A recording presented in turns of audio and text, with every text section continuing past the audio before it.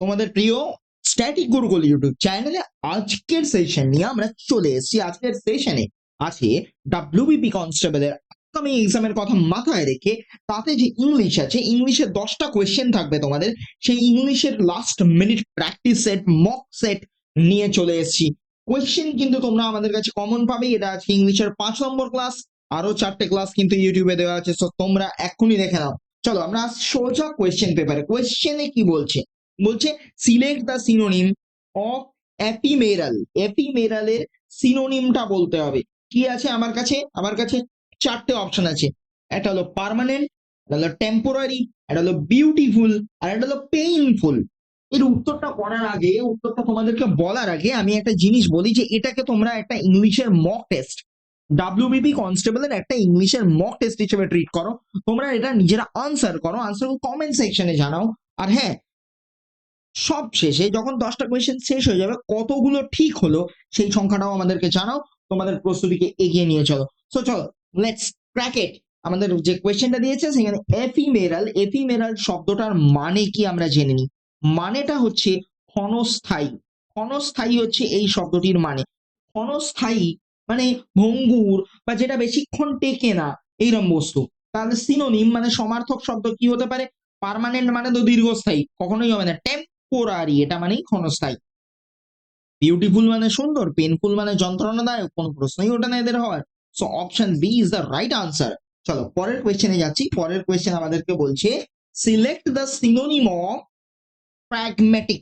Pragmatic মানে যে শব্দটি রয়েছে সেই শব্দের আমাকে সমার্থক শব্দ বেছে নিতে হবে। এখানে আমার কাছে অনেক কটা অপশন আছে। কি কি অপশন আছে আমরা একটু দেখবো। Idealistic, practical, theoretical, imaginary. Idealistic মানে কি? আচ্ছা, আগে সবার আগে আমার জানা দরকার যে প্র্যাগম্যাটিক, প্র্যাগম্যাটিক শব্দটির অর্থ কি।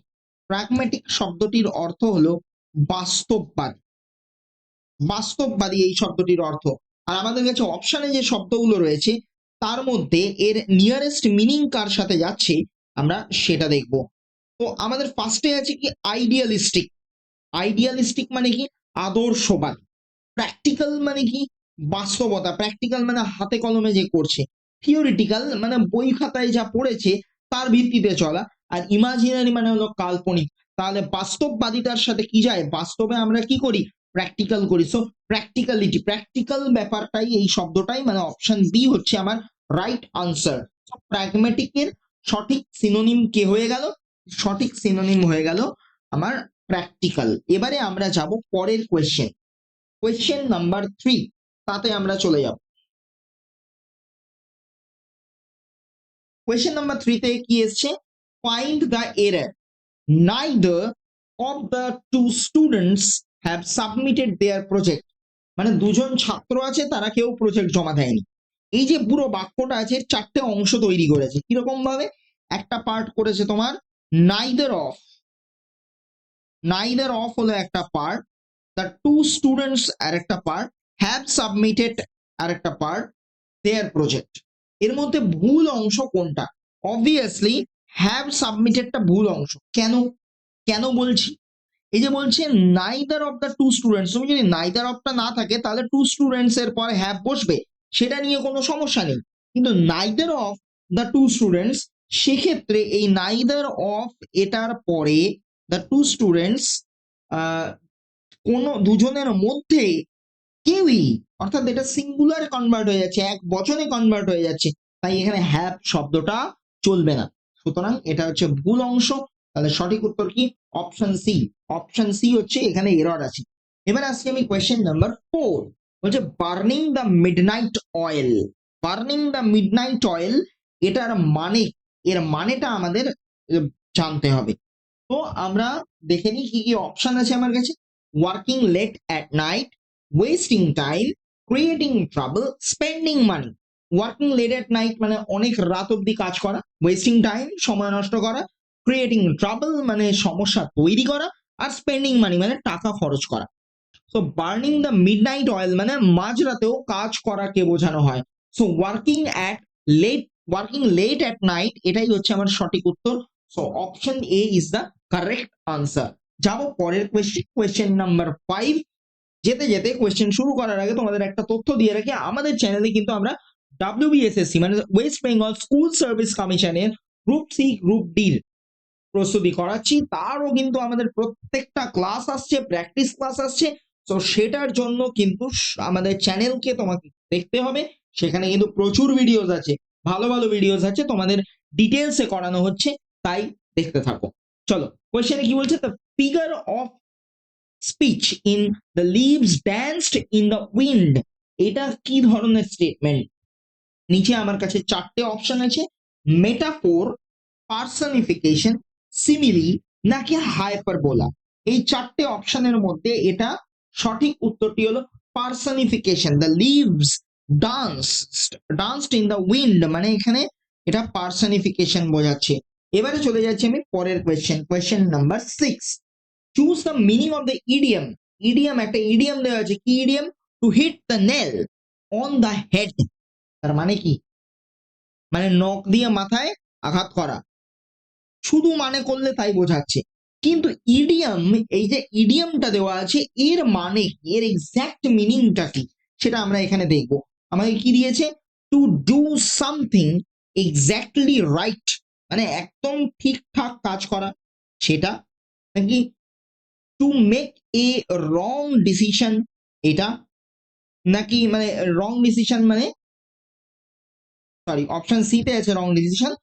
রং ডিসিশন মানে ভুল সিদ্ধান্ত নেওয়া। তার উপরে যে অপশনটা ছিল to hit someone on the head, মানে কারোর মাথায় মারা, সেইটা।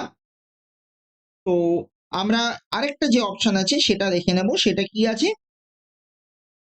To work very hard, to work very hard, এই অপশনটাও আমাদের কাছে আছে। সো ওয়ার্ক ভেরি হার্ড মানে কঠোর পরিশ্রম করা, তাই তো? এই যে কটা অপশন রয়েছে এর মধ্যে কোনটা ঠিক অপশন সেটা আমাদেরকে কিন্তু বেছে নিতে হবে, সেটাই আমাদের এখানে বেছে নেওয়াটা কাজ। সো আমরা দেখবো যে কোনটা সঠিক উত্তর। তো এই যে ইডিয়মটা আছে এর মানেটা হলো যে কোনো কাজ বা কথা বা কিছু একবারে ঠিক করা। তো এটার সঠিক অপশন কি হবে? To do something exactly right, মানে অপশন এ হচ্ছে কারেক্ট আনসার। তোমাদের আরেকটি তথ্য দিয়ে রাখি, West Bengal School Service Commission group C group D আমরা কিন্তু মক টেস্ট নিয়ে এসেছি।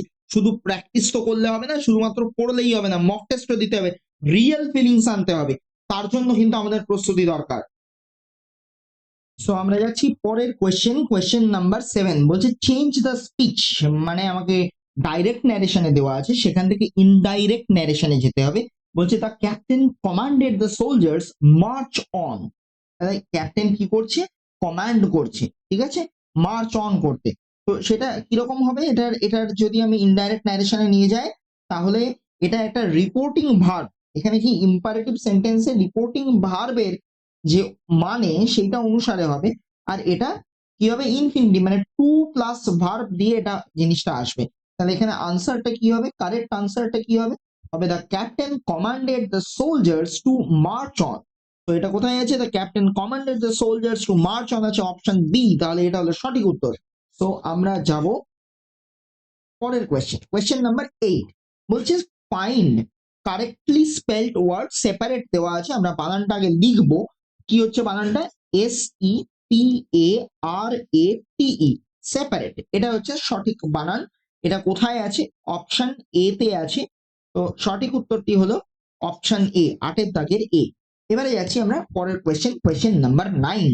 বলছে ওয়ান ওয়ার্ড সাবস্টিটিউশন করতে, কার? The study of the origin and history of words, মানে শব্দের উৎস এবং তার ইতিহাস সম্পর্কে পড়াশোনা। এটা কোনটাকে বলা হয়? চারটে অপশন আছে আমার কাছে, ইটিমোলজি, অ্যান্টোমোলজি, ফিলোলজি আর অ্যান্থোলজি। এটার সঠিক উত্তর হলো etymology, option a. So option A is the right answer. যাব লাস্ট কোয়েশ্চেন নাম্বার 10। এখানে একটা প্যাসেজ দেওয়া আছে, প্যাসেজ আমাদের পড়তে হবে, বুঝতে হবে, আর কোয়েশ্চেনের অ্যান্সার করতে হবে। সবার আগে আমি সাজেস্ট করব কোশ্চেনটা পড়ে নাও, তাহলে যখন তুমি প্যারা পড়বে সেই প্যারার মধ্যে থেকে উত্তরটা খুঁজে পেলেই তোমার কাজ শেষ। কি বলছে? What was the primary purpose of building the great wall of China? চীনের পাঁচিল তৈরি করার প্রাথমিক কারণটা, মুখ্য কারণটা কি ছিল? The great wall of China is a series of fortifications made of stone, brick and other materials. তাহলে চীনের দেওয়ালটা কি দিয়ে তৈরি হয়েছে সেটা বললো পাথর, ইট এবং আরো বিভিন্ন রকম উপাদান দিয়ে। It was build to protect the Chinese states and empires against the raids and inventions of various nomadic groups of the Eurasian steppe। তার মানে ইউরেশিয়া, মানে তখন ইউরোপ আর রাশিয়া একসাথে ছিল, তাদেরকে বলা হতো ইউরেশিয়া। ওদের থেকে যারা আক্রমণ করত, তাদের আক্রমণের হাত থেকে নিজের দেশকে, নিজেদের শহরকে বাঁচানোর জন্য ওরা এই বাউন্ডারিটা এটা তৈরি করেছিল। তাহলে আমি আমার উত্তর পেয়ে গেছি। উত্তরটা কি হলো? তাহলে এখানে অপশন গুলো দেখি। প্রথমটা হলো ফর ট্যুরিজম, তাহলে কখনোই নয়, অপশন এ হবে না। টু শো দ্য এম্পায়ার্স পাওয়ার, একেবারেই নয়, সাম্রাজ্যের ক্ষমতা দেখানো তার কখনোই উদ্দেশ্য ছিল না। ফর প্রোটেকশন এগেনস্ট ইনভেশনস, একদমই তাই, অপশন সি হচ্ছে রাইট আনসার, যে বাইরের আক্রমণ প্রতিহত করার জন্য তারা এটা তৈরি করেছিল। সো আমাদের চ্যানেল তোমরা সাবস্ক্রাইব করে নাও। ভিডিও কেমন লাগলো কমেন্ট সেকশনে জানাও, আর ভিডিওগুলো তোমাদের বন্ধুদের মধ্যে শেয়ার করে দাও।